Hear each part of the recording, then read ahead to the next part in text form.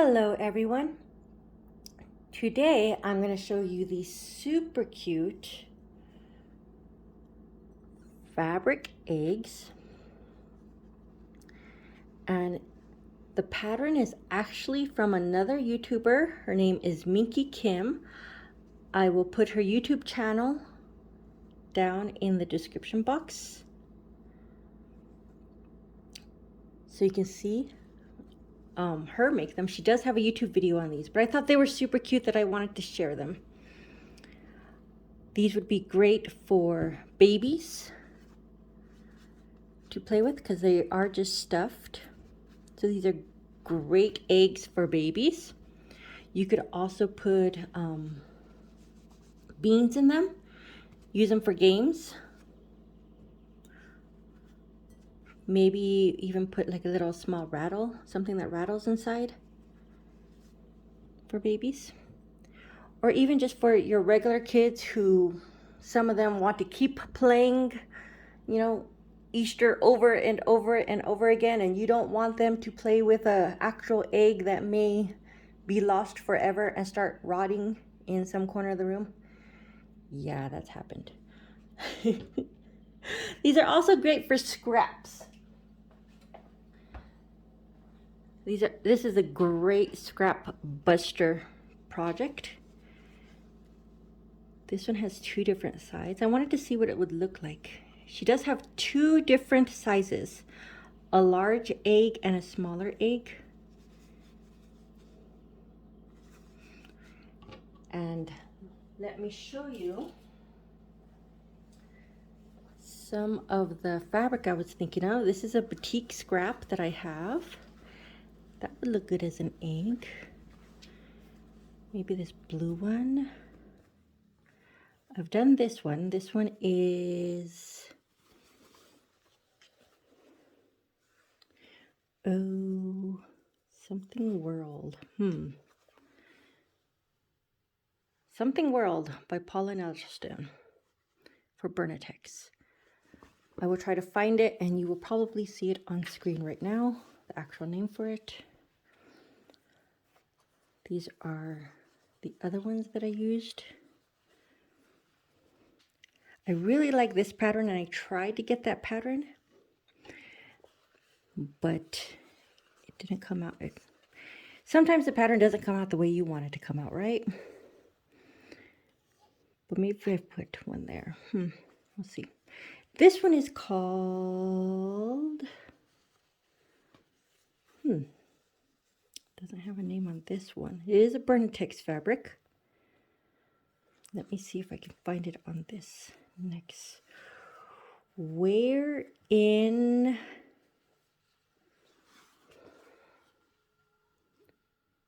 we know it's for Bernitex. Once again, I will put it on the screen so you will see. I'll do some legwork and find out what the actual name of this one is if you want to find it. I have a lot of scraps of this one. I got them in a scrap bag from So Yeah. Occasionally they will have a bag of scraps that you can buy for about $30–40. And they are just small scraps. This one's about a 4-inch by 44-inch length. This one I think might be a good egg. These modern prints. You could also make some really nice eggs out of some satins. I got these from Hobby Lobby in the scrap bin area. So this was $2.23. This one was $3.07. But these would make some really nice decorative eggs. Maybe put them in a vase or a bowl on your table.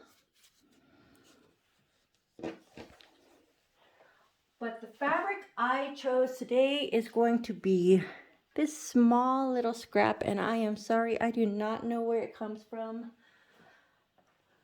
I've had this scrap for years and years, and I am not sure what it is. It might be a Michael Miller, maybe, because that name sounds familiar. So you're going to need a small piece of scrap fabric. I'm going to put a link down below for her Easter egg pattern. And it does come in two sizes, large and small. That's the site for her PDF pattern. But I'll link it down below in the description box.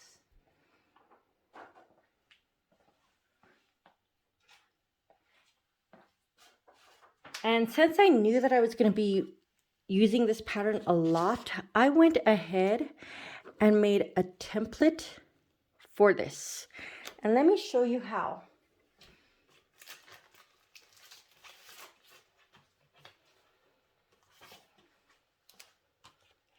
At my dollar store, they sell these chopping mats. 2 pieces in a chopping mat for about $1.25 now. You could probably find them at a Walmart or Dollar General or some local store. And these are very flexible.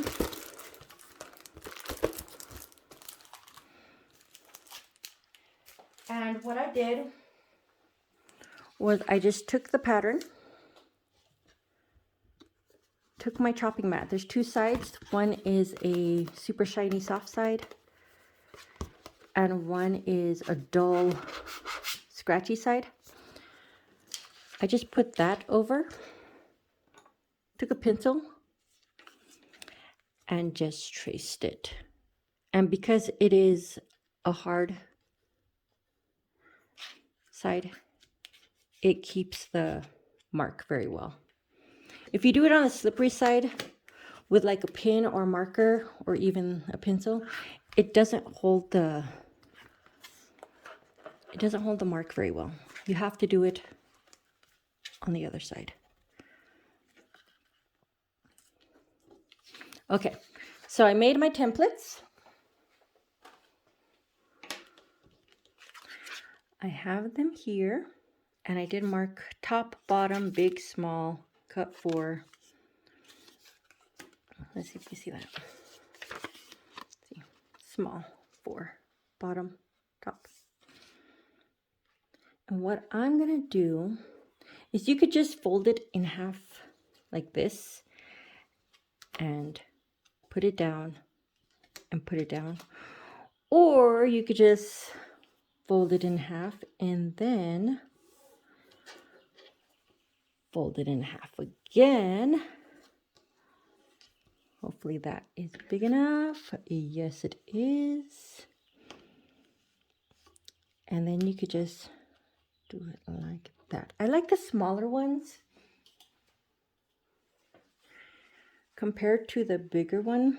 I don't know. The smaller ones look, they're more eggy.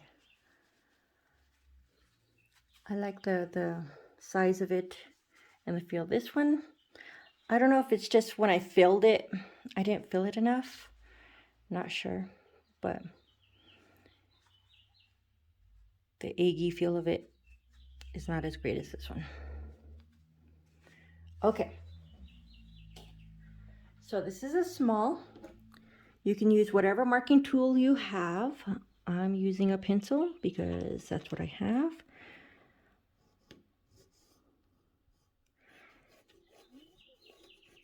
I'm not too worried about marking it because obviously this is on the wrong side and nobody will ever see that I messed up or that I used a different color or that I didn't do it right, didn't do it hard enough. Okay, so now that I have it there, I'm going to mark top. So I'm going to go ahead and put that there. And bottom, I'm going to put a B down there. Okay, now I'm going to get a couple of pins.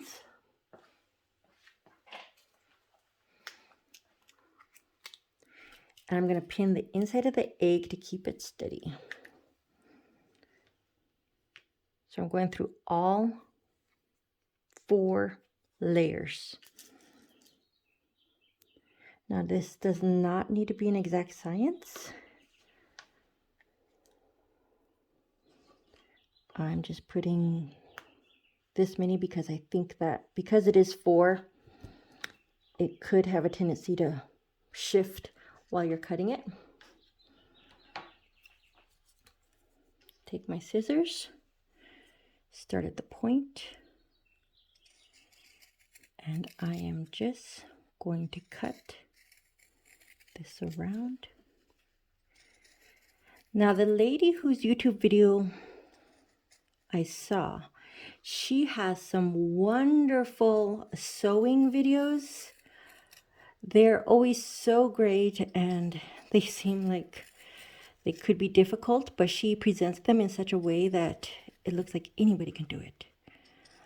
She does not usually speak in her videos. Her videos have music overlaid. But she does some beautiful work. So be sure to check out her video. Minki Kim is her name. Minki Kim. Okay, so now that I have this, I'm going to go ahead and mark the other T on the other side and the other B. I'm going to take off these pins. I'm going to remove 2 layers. So now I have 2 here, 2 here. They are right sides facing. I'm going to go ahead and put the pin back in and the pin back in to hold that. And when you purchase her PDF, which is about $3.50, when you purchase her PDF, she will give you complete instructions on how to do this. Also, you can watch her YouTube video. But I just thought this was too cute not to share. So give me a second. I'm going to go and sew a 1/4 inch on each of these sides with about a 1.5 or 2 1/4 inch stitch length. Okay, top all the way to the bottom. So give me 1 second. Okay, so I back stitched, stitched all the way around, back stitched, and then I chain stitched, which means I just slipped the next one right underneath the foot after the last one, and I back stitched and stitched to the end and back stitched. So now I'm going to cut these 2 apart.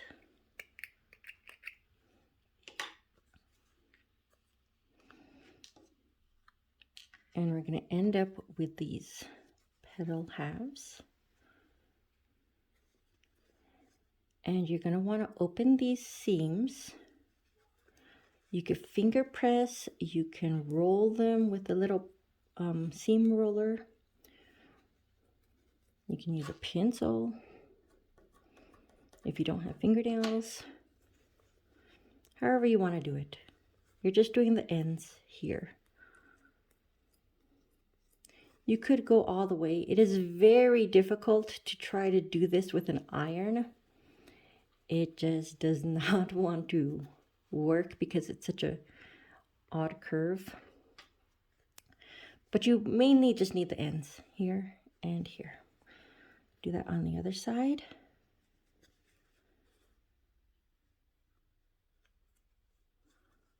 Open this one up. Give it a couple of good finger presses.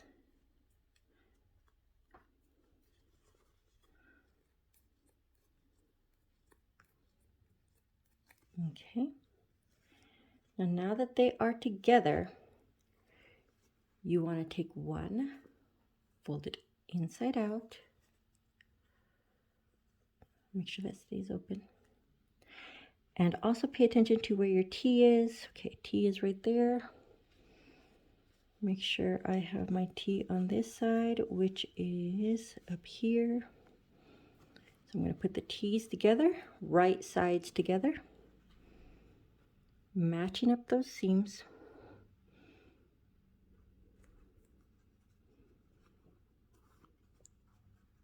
Okay.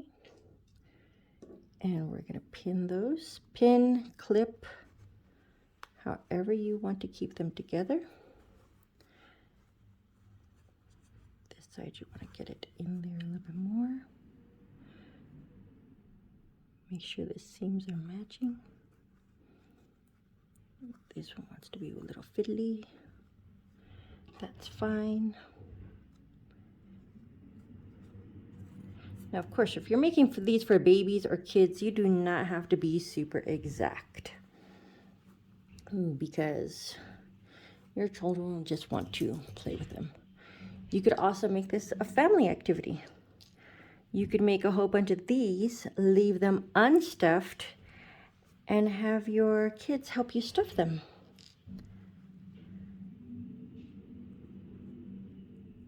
So instead of having like an egg dyeing, super messy egg dyeing party, you could have an egg stuffing party.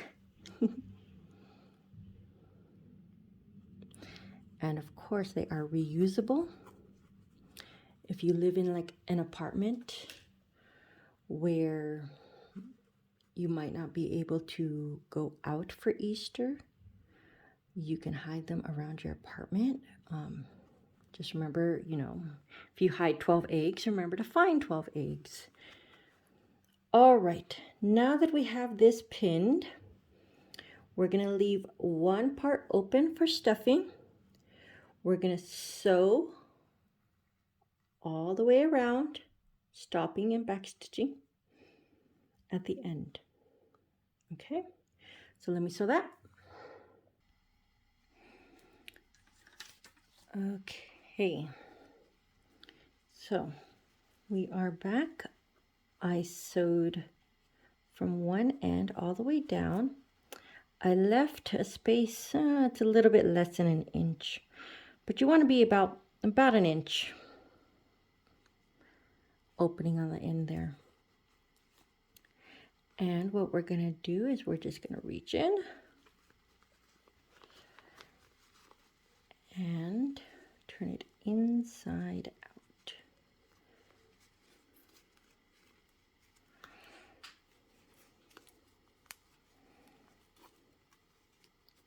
Now this part could be a little fiddly, but it's not too bad. Of course, if you leave a bigger opening, it would be easier, but you're going to have to hand sew that opening closed, and since no one likes hand sewing, you want to make sure that opening is as small as possible.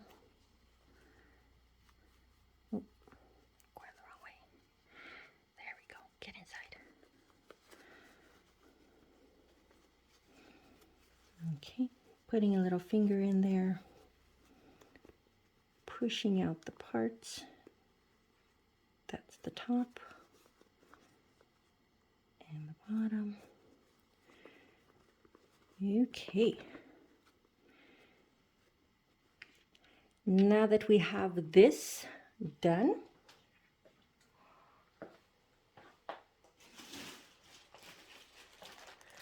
you could use good old polyfill, which we've used for years in pillows and stuffed animals. If you have scraps of batting, you could use scraps of batting. This does pull apart very easily. This scrap bag actually has like ones that are kind of big, and I still want to save these for mug rugs. But you could use batting scraps.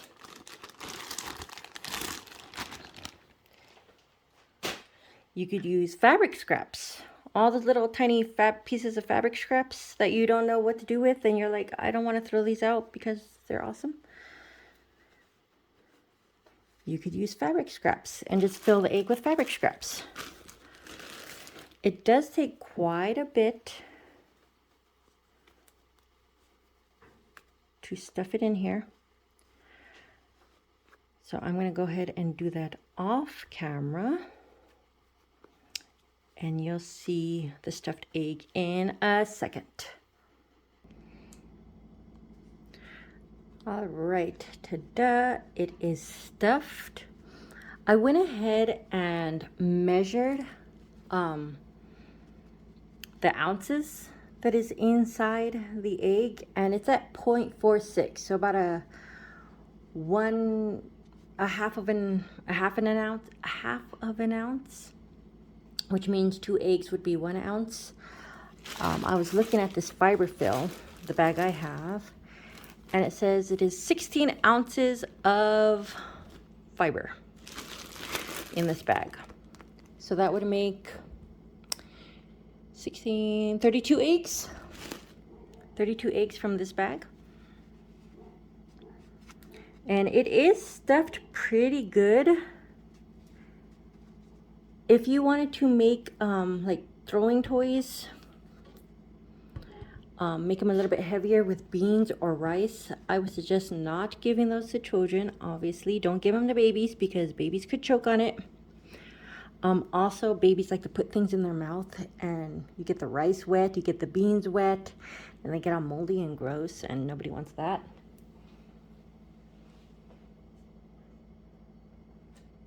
But they would be fun for games. You know, there's that egg race, spoon race game where you have a spoon and then you try to balance it.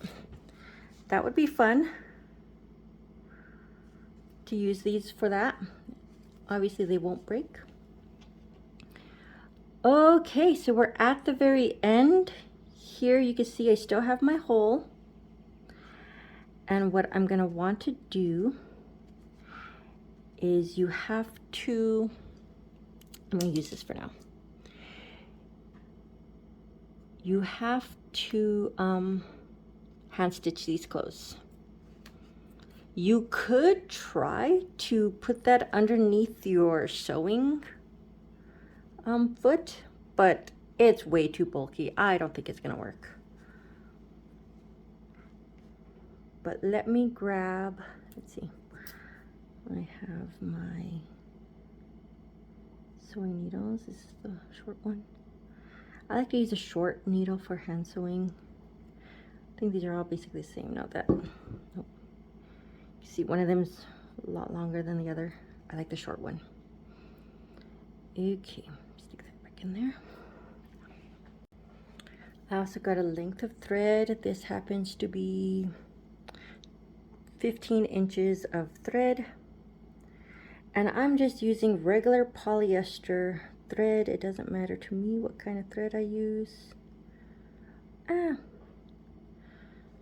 This side.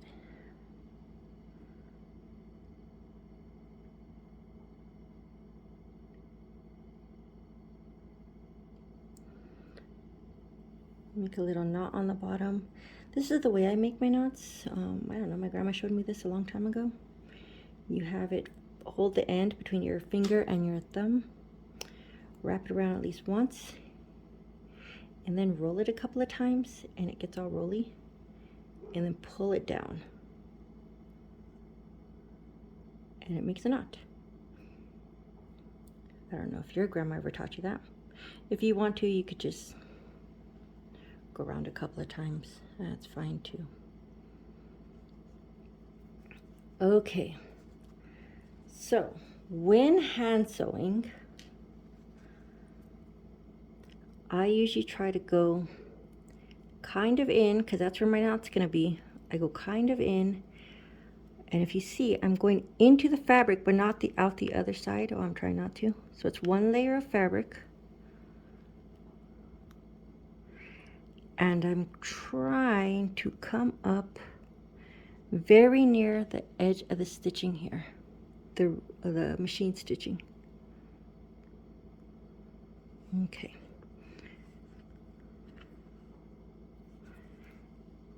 So that means that that's going to be down there below the stitching line. And now I'm going to go, I'm on this side, I'm going to go to the other side, put my needle in just a couple of threads, well, maybe about 1/8 of an inch along that ridge. And then I'm going to come on the other side. And you can see there's an already made ridge there, so I'm just going to go on that. And so this hole is almost directly away from that one. So when you close it, it's going to close like that. Okay, doesn't need to be closed right just yet. So we're going to find out where the other side approximate is. Oops. Go up a couple of 1/8 of an inch. Come back. Okay, so I'm looking at the other end where that's going to be fall about here. And I'm trying to stay on this folded ridge here. Now this is actually called a ladder stitch because it looks like a little ladder. I hope you guys can see this. I'm trying to sew in the camera.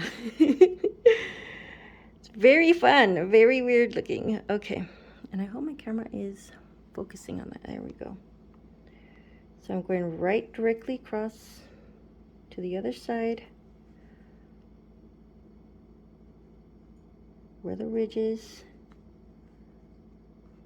going about 1/8 of an inch, pulling that, bringing it back down, finding out where the mark is. Okay, about here. Now you might not get this perfect every single time. Might end up a little wonky. It's practice takes perfect.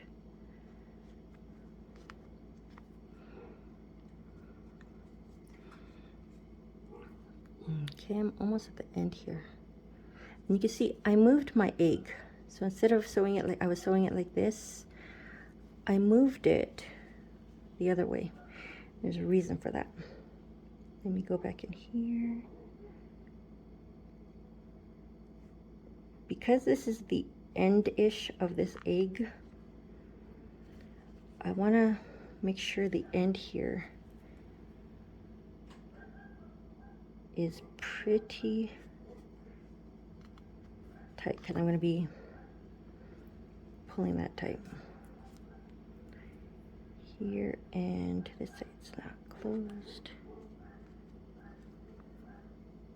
Okay, so that's pretty closed. Ooh. Now I'm going to go back, find one of my little ends, go under, go through the loop twice, pull. If you're doing this for kids, you might want to do it one more time just to make sure. So I sewed in, put it through the loop twice, like a double knot, and it's in. Now, you're going to want to go in and just bring your needle out in some other area. Okay, and then pull it kind of tight. You see it's puckering.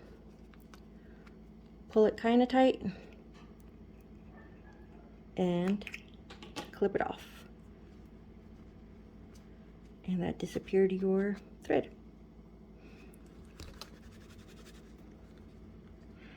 And ta-da! My beautiful egg is done. It's a little lumpy because of the fill. But you give it some good squishes. And of course, if these are for kids, they don't care if you have a lumpy egg. They want to play, you know, hide the egg and find the egg all day long after the Easter bunnies come and gone. And for kids, for like babies, I was thinking it would be great to have different types of materials for sensory play. So maybe you have some smooth ones like the satin. You have ones with the little bumps on it. You could have one with like a plushy feel. I don't know about sewing a minky egg, but, or a furry egg, but maybe different fabrics for the baby to feel. But that's it, guys. Let's bring back our awesome eggs that we made before. Little Easter dish for the middle of the table. I made this one. This one I made with 2 different fabrics. So I have the Harry Potter one on the top, and then 2 others I just made black. So it kind of gives that half egg. You could try to do it with maybe one here and one here and alternate the colors. That might be fun. But that is it for today. Have a wonderful day. Thank you for watching. Bye-bye.